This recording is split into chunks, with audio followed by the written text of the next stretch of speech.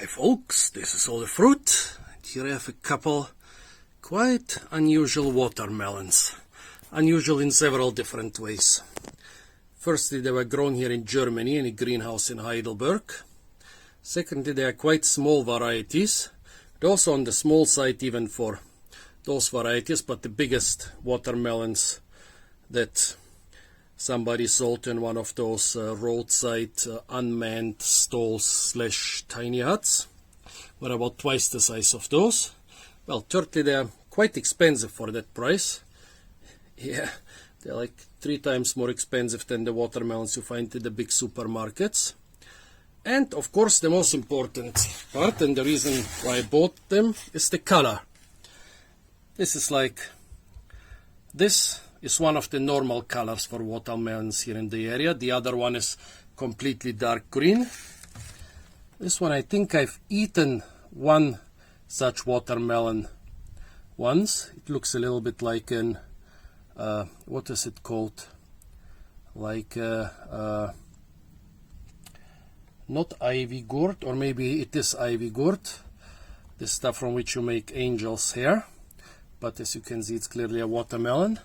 I've seen a watermelon with such a pale skin or pale rind, but I've never eaten one of those. Basically, this is one you cannot even say without pigmentation, because this is not really pigmentation, it's more like chlorophyll. So I would say this is a leucistic one without chlorophyll. And this is some, oh no, and my phone is weak, that's a problem. So here I'm back. Unfortunately, I don't know the names of those watermelons.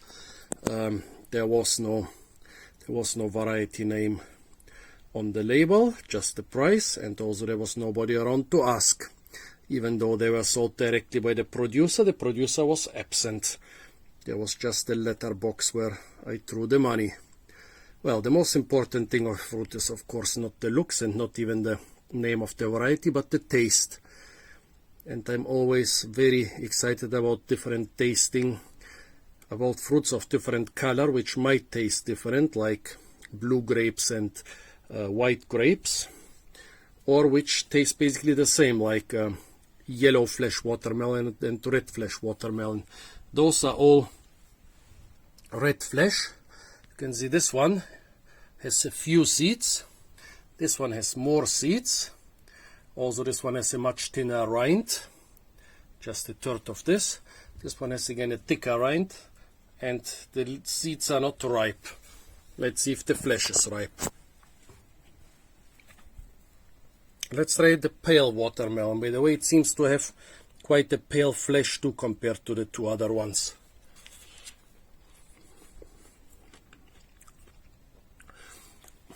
It is overripe.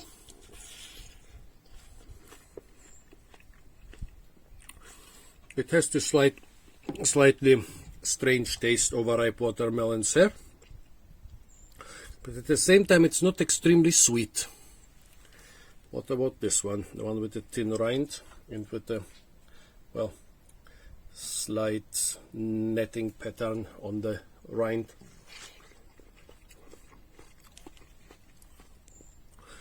Not overripe. And the sweetness is pretty much the same.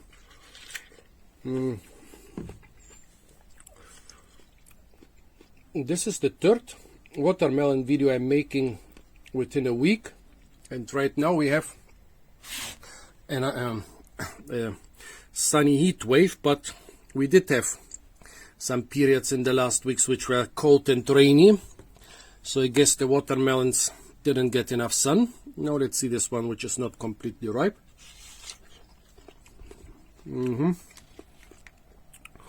It tastes unripe. So none of those is a great watermelon. This is an okay watermelon. This is an okayish watermelon. This is an acceptable watermelon.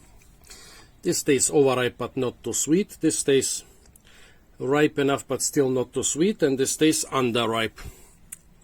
Not much more I can say about those melons, about those watermelons, folks. Maybe you can tell me what the variety of the pale one and of the palish one could be. I didn't research anything, I was too lazy. Apart from that, stay tuned for a lot more fruit videos from the beautiful and incredibly fruit-rich city of Heidelberg. And of course, don't forget to like, share, comment and subscribe.